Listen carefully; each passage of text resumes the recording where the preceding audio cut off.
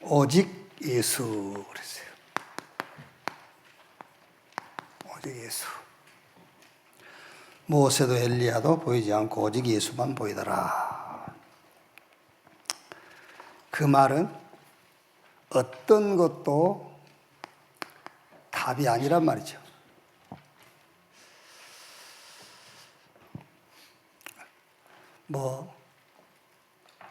엘리야 그러면 능력 이렇게 얘기할 수 있잖아요. 모세 그러면 법, 제도, 전통. 이런 거는 아예 필요 없단 말이 아니에요. 일시적인 거예요, 일시적인 거. 잠깐 필요한 것들이에요. 그런 거는요.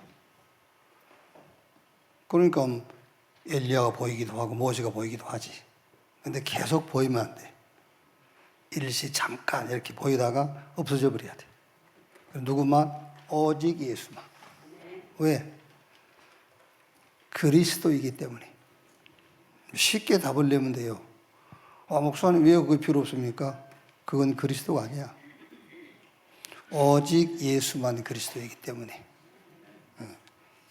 오직 예수만 보여야 문제도 안 보여요. 그렇죠? 오직 예수만 보여야 문제가 안 보이는 거예요. 그러니까 예수만 바라봐야지. 그래서 안 되는 거예요. 볼 게 많은데 예수만 보여줘요? 그렇죠? 오직 예수만 보여야 오직 예수를 보는 거지. 저는 이 말씀을 읽으면서요, 베드로가 여기가 좋사오니 초막 셋을 짓고 그 말씀을 읽으면서 요즘 유 목사님이 이 메시지 계속 하잖아요. 12지역 전도만 하는 지교회. 지금까지 있었던 시스템은 그냥 놔두고 이리 가라. 새로운 전도. 이걸 못하는 거예요. 이제 여기가 좋사오니. 여기가 좋지. 여기가 좋사오니. 저는 이 말씀 읽으면서 그 말씀이 이렇게 연결되더라고요. 베드로가 힘들었겠죠. 예수님 따라다니는 게 쉬웠겠어요. 그러니까 얼마나 신비한 광경을 봤습니까? 여기가 좋사오니. 우리 전도자 여러분들은 딱 이걸 기도 속에 넣고 여기 도전하세요. 12지역 전도만 하는 지교회 현장 24. 이거 해야 돼. 이제 지금까지 있었던 것은 그냥 놔둬버려. 이제 30년 했으면 됐지. 안 바뀝니다. 30년 동안 해서 안 바뀌면 안 바뀐 거예요. 그냥 놔두고 여기로 가는 거예요. 이제 이렇게. 자, 뒤에 가서 보고요. 이번 주는 주로 이제 각인을 바꾸는 그런 각인 바꾸는 데다가 망대 핵심을 뒀어요. 패러다임의 전환, 막 고정 틀을 좀 깨라. 그게 응답이요.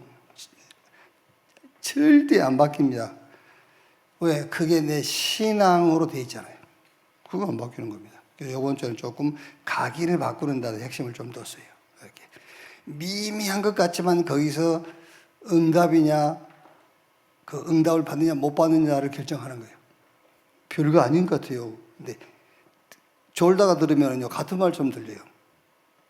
그거 바꿔야 되는 거예요. 이번 주에는요. 특히 완전 틀을 깨는 거예요. 874. 그래서 각인인데, 바다 위를 걸어서 바람과 물결로 고난당한 자들을 찾아오신 예수, 그는 누구신가? 바람도 그치게 하시는 분, 그는 누구신가? 그는 그리스도 하나님이시다. 우리의 능력은 그를 믿는 믿음이 능력이에요. 이것도 여러분은 그냥 대충 들을 수 있어요. 아닙니다, 여러분. 자꾸 능력 달라고 기도하잖아요. 자꾸 우리 능력 달라 하잖아요. 그래서 누가 내 옷자락 만지면 병이 낫는 그런 능력. 그래서 되게 사이비 그 지도자들이 그것 때문에 그 길로 가는 거예요. 그거 가는 거예요. 자기한테 뭐 능력이 나타나는 그 능력을 구하는 거죠. 그러니까 능력이 와요. 그렇죠? 기적을 행하시는 그분의 능력을 믿는 것이 우리 능력인데 자꾸 자기한테 그 능력을 달라 하니까는 다른 능력이 올 수밖에 없잖아요. 그게. 그래서 패러다임의 전환, 완전 각인을 바꿔야 돼. 기본 틀을 깨라니까. 여러분은 능력이 있어요, 없어요? 왜 없어? 믿음이 능력이라니까. 이게. 능력이 없다니까 능력이 없다고 하는 거예요. 믿음이 능력이라니까. 믿음이. 오늘 찬송 안 합니까? 믿음이 이기네, 믿음이 이기네. 주 예수를 믿는 믿음이 이기네. 찬양하잖아요. 이거를 평생에 한 번 들어야 되는데 계속 들으니까는 이게 뭔성이 생기다지 내성이 생겨가지고. 그렇죠. 내성이 생겨서 지금 내성이. 그게. 오늘 처음 듣는 걸로 이거 들어야 돼.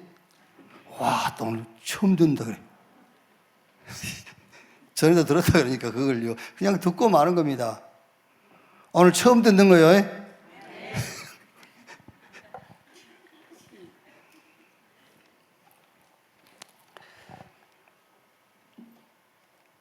그 믿음은, 이 믿음은, 요 믿음은 우리의 무능과 불의, 이거는 죽고,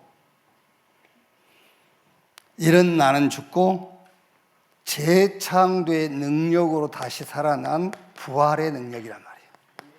이 부활의 능력을 믿는 믿음, 그게 우리의 능력입니다. 그래서 로마서 4장 25절에 예수는 우리의 범죄한 것 때문에 내어줌이 되고 우리를 의롭다기 위하여 다시 살아나셨느니라. 이 믿음이 아브라함이 가진 믿음이요, 이 믿음을 의롭다라고 했어요. 875번째. 여기도 제목이 같은 각인입니다. 이제 많은 병자들을, 귀신 들린 자를 막 데려오죠, 예수님께. 그러면서 그분의 옷자락에라도 손을 대게 하시기를 간구하니 손을 대는 자는 다 나음을 얻으니라. 그분의 옷자락에 손만 대도 병이 낫는다. 그분이 누구냐? 그분이 그리스도 하나님이시다. 그분이 나의 주, 나의 하나님이시다. 병을 고치고 낫게 하신 분은 그리스도이며 나는 그리스도를 증거하는 뭐요? 우리는 증인이요, 증인. 낫게 하신 분은 그분이고 우리는 증인입니다. 내가 낫게 하려고 하지 말라니까. 그분이 낫게 하셨어요. 그 낫게 하시는 그리스도의 증인으로 서는 거예요. 증거 있냐? 성경이 증거지. 뭘 나한테서 자꾸 증거를 찾으려고 그래요. 성경이 증거.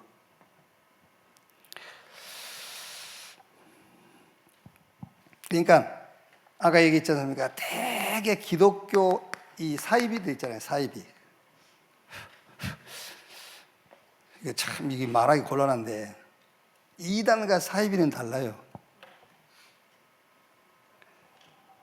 우리가 흔히 이단 그러잖아요. 그 이단은 좀 다르다는 말이에요. 나하고 다르다. 사이비는 하나님 기독교를 이용해 가지고 자기 이익을 챙기는 사람이거든요. 이게 사이비예요. 누가 더 나쁘죠? 이 사이비는 구원이 없어요. 이단은 구원이 있어요, 없어요? 나중에 얘기합시다. 우리 이단이잖아요. 구원 없어요, 우리? 아니, 우리 이단이잖아. 구원 있어요, 없어요? 그러니까 이단 하지 맙시다. 얘기를 학교가 아니니까. 여러분들이 내가 이게 말을 잘못 들으면 우리 목사님 이단도 구원받는다 하더라 이러고 돌아다닐까 봐서 내가 말 안 하는 거예요. 이게 이제 뭐 3분의 2는 알아들었겠지 뭔 말인지. 그러니까 이 사이비들이 뭘 자기에게 능력이 있기를 원하는 거예요. 자기에게 능력이 있기를. 그런데 우리는 그게 아니라니까. 그 사이비요 그렇게 되면은, 그래서 이단들이 막 자기 옷만 만져도 병이 낫고, 막 자기가 이 물에다가 기도하면은 짠물이 이 정상적인 물로 바뀌고 이렇게 되는 거예요. 그게 아닙니다. 능력을 행하신 분은 그리스도고 저와 여러분은 그리스도의 증인으로 서는 거예요. 알았죠? 이렇게 패러다임의 전환이라는 게 이번 주에는 완전 틀을 깨고 각인을 바꾸는 거예요. 고정관념을 깨라. 이제 876번째 패러다임의 전환 그랬죠. 하나님의 말씀에 확신이 없는 요 얘기는 제가 어디서 들었냐면은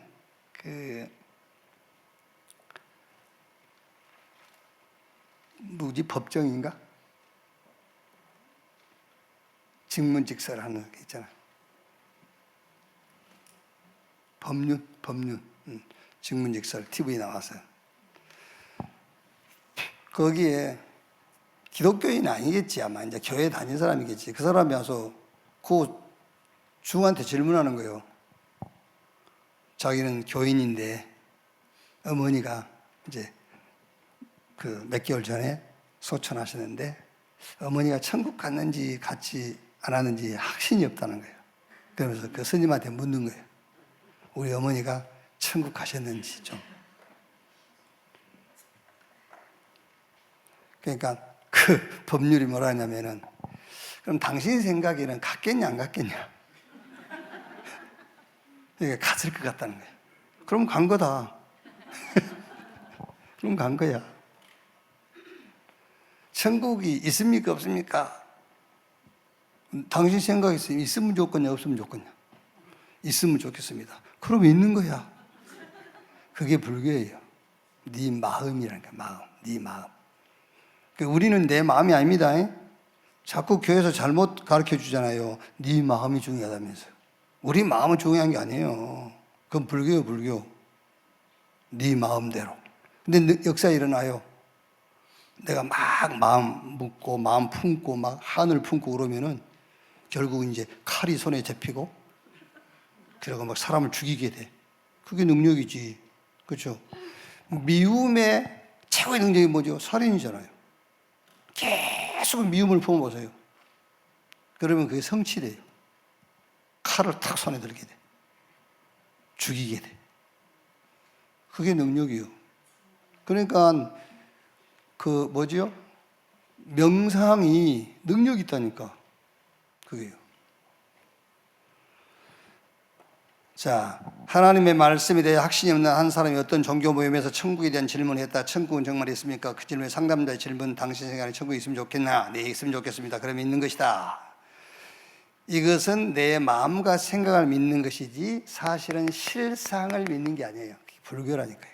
지 마음을 믿는 것이지.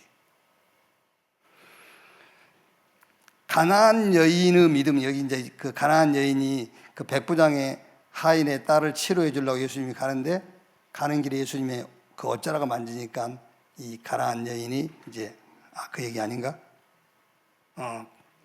가나안 여인에게 흉악한 귀신 들린 딸에 대한 얘기네.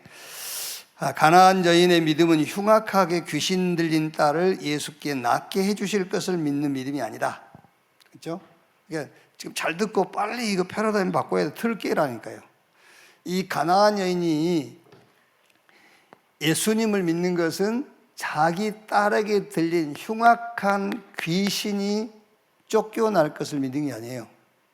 이 가나안 여인의 믿음은 예수가 그리스도시며 그가 하나님이라는 걸 믿는 거예요.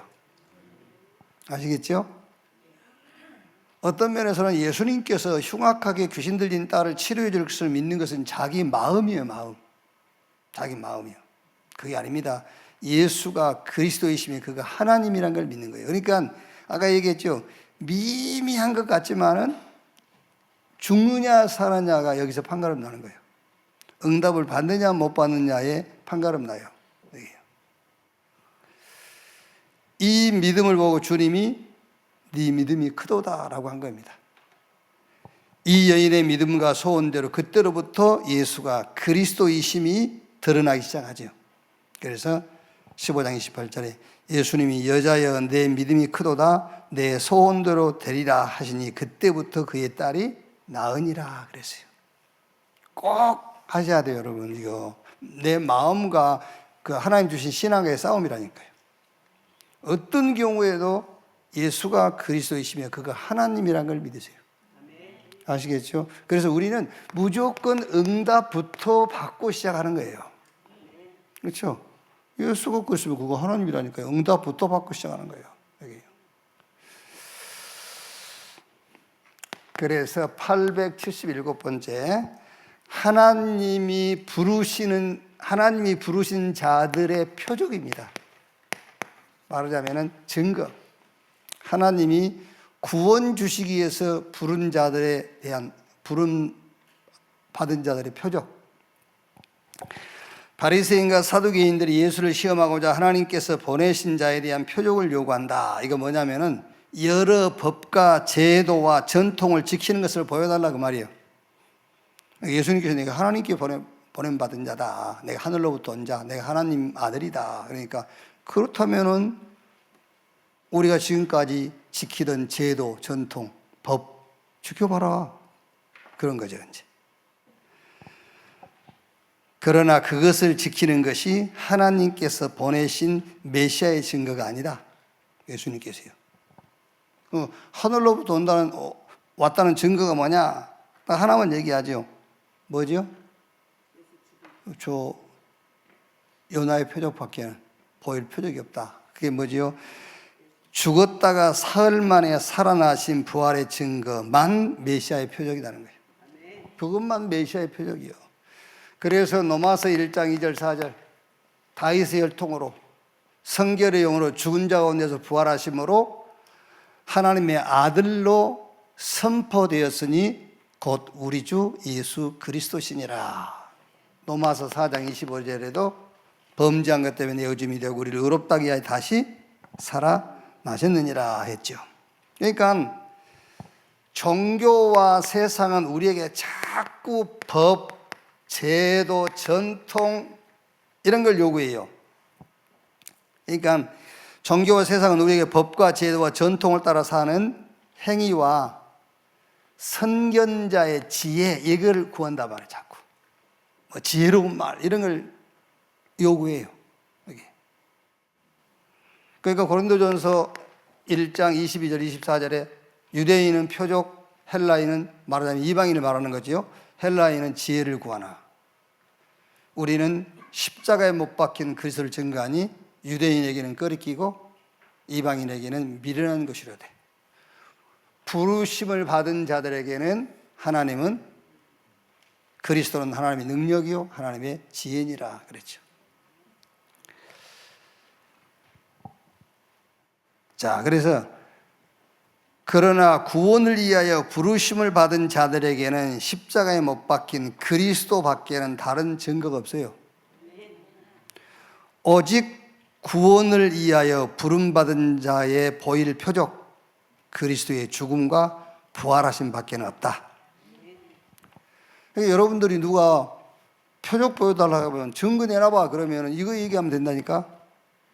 그리스도의 죽음과 부활이 내가 너에게 보여줄 표적이야.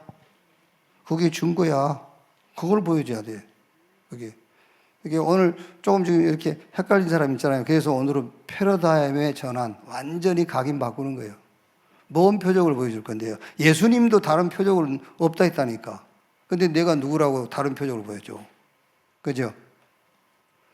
하나님이 저와 여러분을 부르신 부름에 대한 표적은 예수님께서 하나밖에 없다 그랬다니까.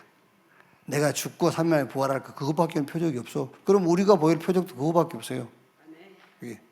그리스도께서 나를 위해 죽으셨고 나를 위해서 부활하셔서 지금 나와 함께 그것만 표적이야. 그것만 내놓으면 돼요. 믿으세요. 깜빡깜빡하고 있지 말고. 878 좁은 문. 그렇죠. 좁은 문. 이건 우리가 이제 너무나 잘 아는 마태복음 16장 13절에서 20절 말씀이죠. 엘리야 그랬죠. 에레미야, 세례 요한, 선지자 중에 하나와 같다 하나이다. 그러니까 능력과 이런 막 표적을 강조하는 교회가 있죠. 막 이렇게 능력 받아라 막 이렇게요. 그리고 엘리야, 봉사, 헌신, 희생 이런 걸 강조하는 이제 교회. 또 세례왕, 정의, 행동하지 않는 것은 믿음이 아니다. 뭐 그러잖아요. 그래서 우리가 막 동성애 반대 운동하러 가야 되고 막 강화문으로 나와라 막 이러잖아요. 그게 이제 정의요 말하자면. 이제 그런 교회도 사람이 많이 간다니까. 능력 받아라 하는데 많이 가요. 그리고 그러니까 자기의 그 어떤 성향에 따라서 가는 겁니다. 막 봉사, 헌신 이런 얘기하는데 또 가잖아요. 사람들이. 그리고 막 정의를 부르짖는 데 가고요. 그리고 선지자 중에 하나와 같다이다. 그 말은 굉장히 지혜로운 말을 한대요. 그래서 내가 얘기 안 했습니까? 저 법률 같은 사람이나 저 김창옥 같은 사람이 목사가 돼가지고 전혀 그 메시지는 안 바뀌고 지금 강연한 그것을 그대로 주일날 한다. 사람은 엄청 옵니다. 그 굉장히 지혜 있는 말들을 많이 하잖아요. 그러니까 엄청 감동받아요, 사람들이. 나도 감동되더만. 어디 써먹어야지. 그럴 때가 있어요. 그런 내용들이.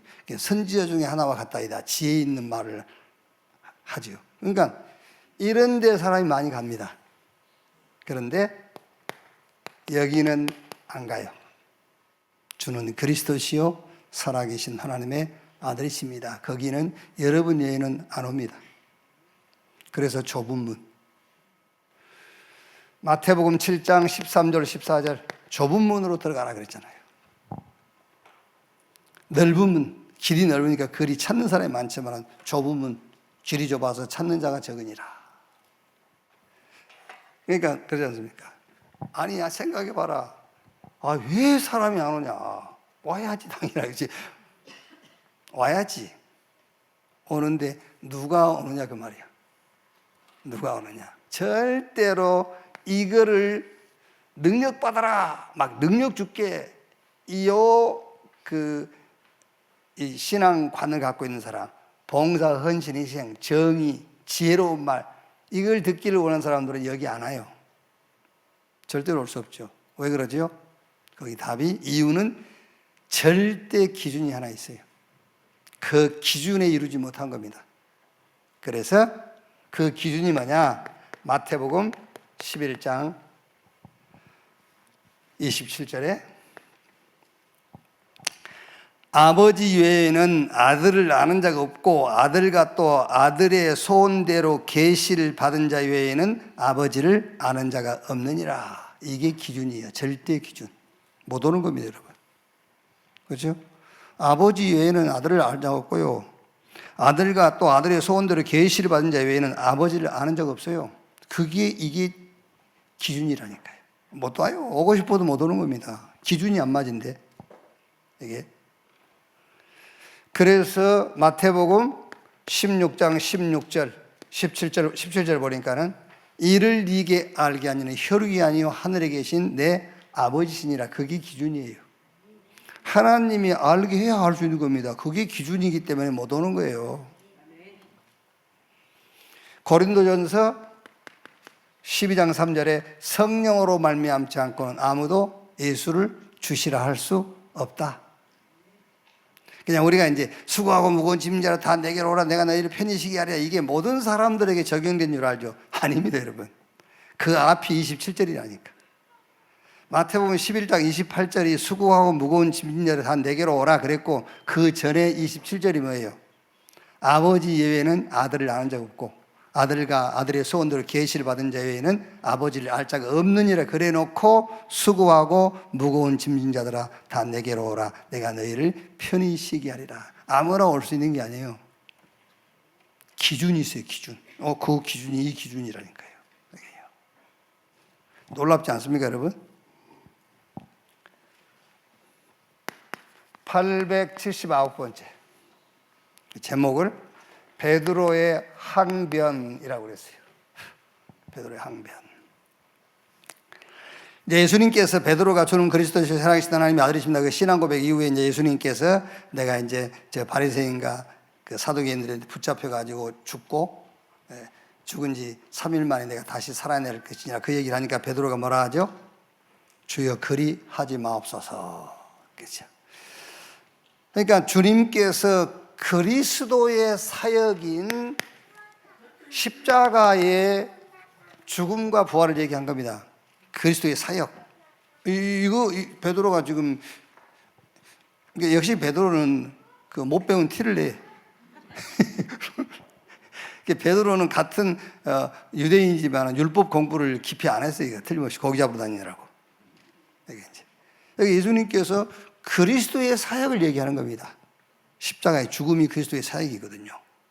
내가 죽고 3일 만에 살아나야 될 것을 얘기합니다. 베드로는 주님의 말씀에 그럴 수 없습니다 라고 항변을 하죠. 이제. 그러니까 이 말은 무슨 말이냐면 주님의 생각과 내 생각은 다릅니다. 그 얘기요. 항변. 다릅니다. 주님이 죽음에 대해서만 말씀하셨다면 베드로의 항변이 인간적으로 이해는 되죠. 그렇죠? 주님이 나 죽을 거야. 끝이야 너희들하고. 그랬으면 베드로의 항변이 이해는 되잖아요. 인간적으로. 그러시면 안 됩니다. 이렇게. 그런데 베드로가 죽음과 부활을 같이 얘기했잖아요.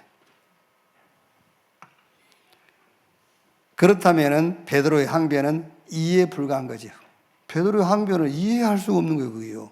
내가 죽을 거야. 그랬으면 이런 말을 할 수 있지만 죽은 지 3일 만에 내가 다시 살아날 거야. 그런데 베드로가 그러면 안 됩니다. 예수님께서 사탄아 물러.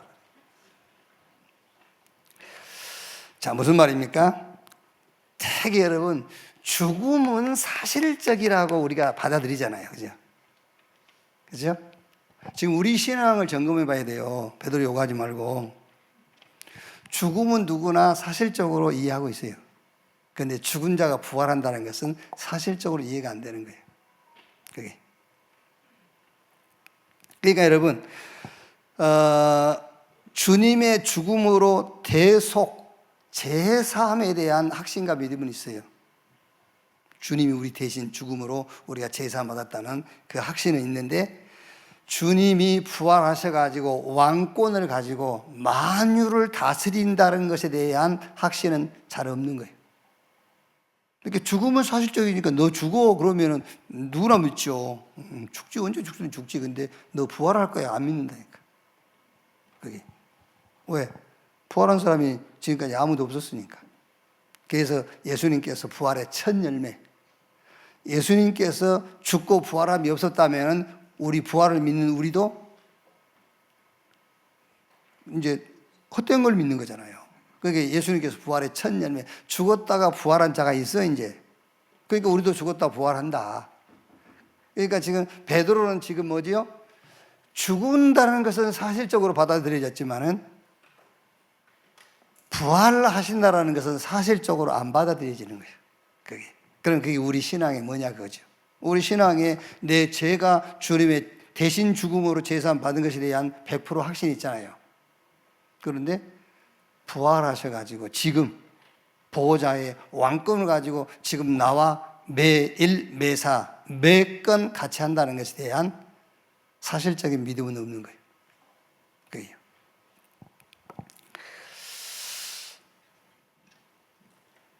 우리가 육체를 입고 세상을 살아가면서 부활하신 주님이 왕권으로 만유를 다스리고 통치하시는 사실을 망각한다면 세상 임금 마귀에게 순간순간 우리는 농락당하게 돼 있어요.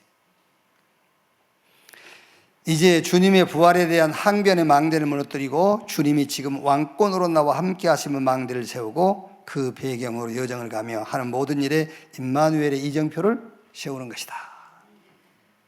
그래서 16장 28절에 진실로 너희에게 이르노니 여기 서 있는 사람 중에 죽기 전에 인자가 그 왕권을 가지고 오는 것을 볼 자들도 있느니라. 누구한테 하신 말씀이죠? 여기 계신 여러분한테 하는 말이에요. 아시겠죠? 죽기 전에, 그죠? 여러분 죽기 전에 단 한 번이라도 보호자의 왕권을 가지고 지금 나와 함께 하시는 그 주님을 한 번이라도 한번 누리고 믿고 한번 사용해 보세요.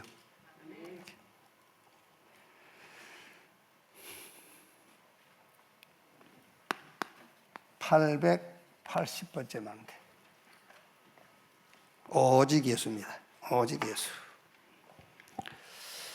8절에 제자들이 눈을 들고 보매 오직 예수 외에는 아무도 보이지 아니하더라. 그렇죠. 우리의 영적 상태가 이렇게 돼버려야 돼요. 그죠? 저와 여러분의 상태가 이렇게 돼야 돼요. 오직 예수. 그러면 아무 문제도 보이지 않아요. 예수만 보이니까. 예수만 보이니까. 쉽지는 않겠지만은 우리 앞에 앉아 있는데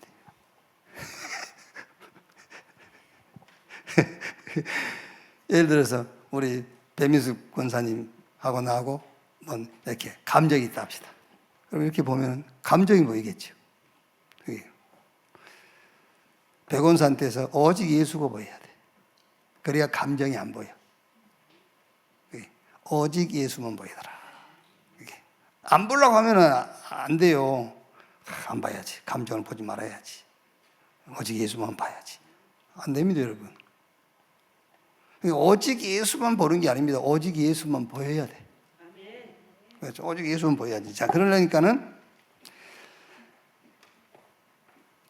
모세도 안 보이고 엘리야도 안 보였는데 이 말이 무슨 말이냐면은 모세가 안 보이려면요, 모세를 통해서 주신 법, 제도, 그죠? 이게 그리스도께서 담당하셨음이 확인이 돼야 돼요. 그래야 그리스도가 보이는 거예요. 그렇죠? 그러니까 모세도 안 보이고 엘리야도 안 보이더라 그랬다니까요. 그러니까 그리스도만 보이더라. 모세를 통해서 주신 제도와 법과 규례 이런 것들을 대신 예수님께서 담당하셨음이 확인이 돼야 모세가 안 보이고 그리스도만 보이는 거잖아요. 자, 그래서 마태복음 8장 1절에서 4절 보면은 나병 환자를 고치고 예수님께서 제사장에 가서 보여라. 그리고 예물을 드리라 그랬잖아요. 이게 무슨 말이냐면은 레위기서 14장 1절로 32절 보면은 나병 환자에 대한 규례가 쫙 나와요. 32절이 나와. 1절부터 32절까지. 나병이 걸리면은 제사장에게 이렇게 확인을 받고 며칠 뭐 하고 물로 씻고 뭐 하고 쭉 나와.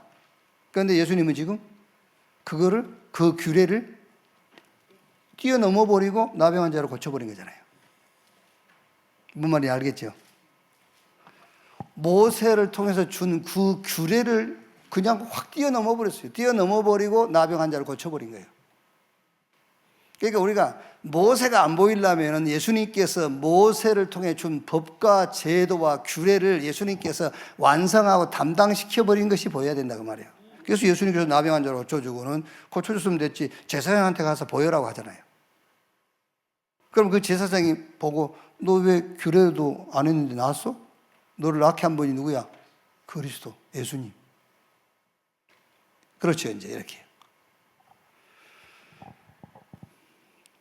그래서 8장 14절 17절에도 베드로 장로 열병 고치고 귀신들 쫓아내고 난 다음에 8장 16절 17절에 이사야에게 하신 그 말씀을 이루려 하심이니라. 그러니까 구약에는 이렇게 병을 고치는데 반드시 제사장이 개입을 해요. 제사장이 진단을 하는 거예요. 진단하고 거기에 대한 처방을 내려요. 그 처방이 뭐냐면 싹 행위 며칠간 어디 갔다 성 밖에 가 있다 와, 며칠간 뭐 물을 뿌려, 뭐 재를 뿌려, 막 이런 거예요. 그러니까 전혀 그런 것을 통과하지 않고 예수님께서 그냥 막 고쳐버린 거예요. 그 말이라니까요. 모세의 법과 제도와 규례 이걸 끝냈다 내가. 그 얘기를 하는 겁니다. 그러니까 이제 모세는 안 보여. 누구만 보여야 돼? 예수만 보여야지. 계속 모세가 보인단 말이에요. 여기 이제. 그래서 마태복음 5장 17절에 율법이나 선지자를 폐하러 온 줄로 생각하지 마라. 폐하러 온 것이 아니요 완전하게 하려 함이라.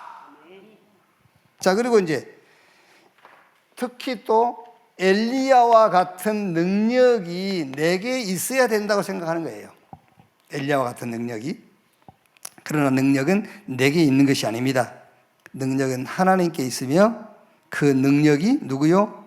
그리스도예요. 그 성경 구절 여러분이 좀 참고하시고요.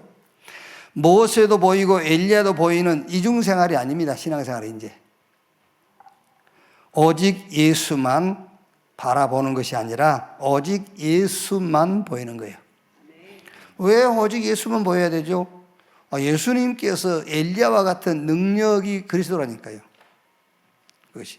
그리고 모세의 법과 제도와 모세를 통해서 준 규례를 예수님께서 담당해 버렸어요. 이제 뛰어넘었어. 그래서 모세도 안 보이고 엘리야도 안 보이고 누구만? 예수만 보이더라. 그렇지. 완전히 승리하는 여러분 되시기를 주님의 이름으로 축원합니다.